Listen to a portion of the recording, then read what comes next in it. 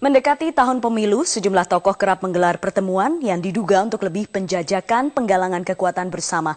Yang paling baru, kunjungan Ketua Umum PDI Perjuangan Megawati Soekarno Putri bersama Jokowi ke rumah Wakil Gubernur DKI Jakarta Basuki Cahayapurnama.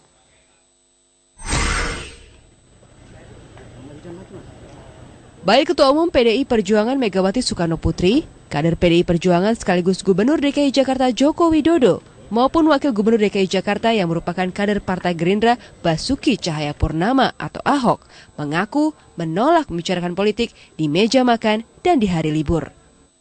Selain soal makanan apa lagi? Ada. Ngapain sih urusan politik terus? Negosiasi Bapak maju capres gitu Pak. Pak Jokowi. Ini urusan nata, kemudian urusan makan dan menggemukkan badan. Ada negosiasi, apa yang mau negosiasi rame-rame begini? Makan malam politik juga. Keluar politik juga, semua dipolitikin. Enggak kalah staf, kan ikut Pak Jokowi kan. Tetap Pak Prabowo lebih ini dong, udah kontak duluan. Bagi pengamat psikologi komunikasi politik Hamdi Muluk, adalah hal yang wajar bila silaturahmi antar kader politik kian kencang dijalin jelang pemilu 2014. Ahok dinilai menjadi figur penting yang bisa dimanfaatkan sebagai mediator. Ahok juga bisa dimanfaatkan sebagai mediator nanti antara hubungan PDIP dengan Gerindra. Tapi kalau ditanya tentunya selalu begitu jawaban politisi. Oh enggak, ini cuma silaturahim. Di belakang layar biasanya selalu ada. Atau paling tidak mengirim sinyal. Sebilang tadi mengirim sinyal, jadi Megawati mengirim sinyal bahwa Ahok is our friend lah, kira-kira gitu. Ahok teman kita, bahkan teman kita yang terbaik lah.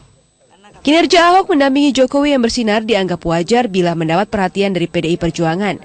Apalagi Hamdi menganggap politik sebagai hal yang cair, bisa berubah kapan saja, sesuai situasi yang diinginkan si pelaku. Manuver politik semakin berani. Sebelumnya, Ketua Umum PDI Perjuangan Megawati Soekarno Putri dan Ketua Umum Nasdem Surya Paloh bertemu di kantor DPP PDI Perjuangan akhir November lalu. Pertemuan tertutup ini tidak secara khusus membahas koalisi dua partai ini. Kedua pimpinan parpol menyebut pertemuan di Lenteng Agung itu membahas masalah pelaksanaan pemilu serta masalah kebangsaan lainnya. Pertemuan juga dilakukan antara Ketua Dewan Pembina Partai Gerindra Prabowo Subianto dan Ketua Umum Partai Demokrat Susilo Bambang Yudhoyono. Pertemuan keduanya memunculkan spekulasi, salah satunya tentang kemungkinan koalisi antara Partai Demokrat dan Gerindra. Sementara itu Selasa kemarin, Ketua Dewan Pembina Partai Gerindra Prabowo Subianto untuk kali kedua di tahun ini menemui Presiden SBY. Demokrat dan Gerindra sama-sama tidak menutup kemungkinan koalisi pada pemilu 2014 nanti. Ketua DPP Partai Demokrat Sultan Batu Gana tidak menutup kemungkinan bila pertemuan Ketua Umum Partai Demokrat Susilo Bambang Yudhoyono dengan Ketua Dewan Pembina Partai Gerindra Prabowo Subianto untuk kedua kalinya 24 Desember silam disebut sebagai sinyal koalisi. Dan Pak SBY sering mengatakan Partai Demokrat tidak akan bisa kalau berkuasa sendiri.